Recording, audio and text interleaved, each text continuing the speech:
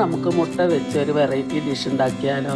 അതിനു വേണ്ടി 3 കോഴിമുട്ട പുഴുങ്ങി എടുക്കണം. ഒരു മുട്ട 4 കഷ്ണങ്ങളാക്കണം. പിന്നെ 2 സവാള അധികം കനം കുറയ്ക്കാതെ അരിഞ്ഞെടുക്കുക. പിന്നെ ഒരു ക്യാപ്സിക്കത്തിന്റെ പകുതി, 2 പച്ചമുളക്, കുറച്ച് വെളുത്തുള്ളി, ഒരു കഷ്ണം ഇഞ്ചി, എല്ലാം നീളത്തിൽ അരിയണം. പിന്നെ സോസ് തയ്യാറാക്കാം. Tomato sauce, soya sauce, chilli sauce ഇവ മിക്സ് ചെയ്ത് വെക്കണം.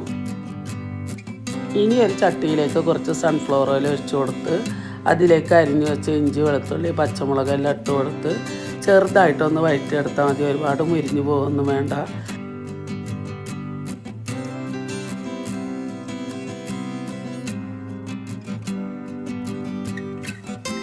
ഇനി ഉള്ളി ഇട്ട് കൊടുക്കാം. ഉള്ളി ഒരുപാട് നേരമൊന്നും വഴറ്റണ്ട, ഒരു 1-2 മിനിറ്റ് മതി. കൂടെ തന്നെ ക്യാപ്സിക്കം ചേർത്ത് കൊടുക്കാം. പിന്നെ 1 ടീസ്പൂൺ കാശ്മീരി മുളക് പൊടി ഇട്ട് കൊടുക്കണം. അതിൻ്റെ പച്ചമണം പോകുന്നത് വരെ ഒരു 5 മിനിറ്റ് നന്നായി വഴറ്റണം. അതിലേക്ക് 1 ടീസ്പൂൺ കുരുമുളക് പൊടിയും ചേർത്ത് കൊടുക്കാം.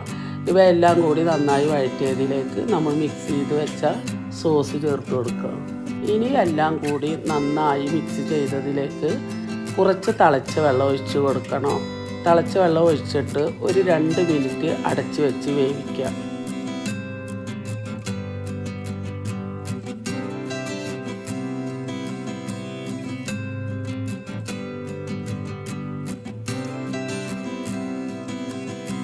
ഇനി 1 ടീസ്പൂൺ കോൺഫ്ലവർ കുറച്ച് പച്ചവെള്ളത്തിൽ കലക്കിയെടുക്കണം.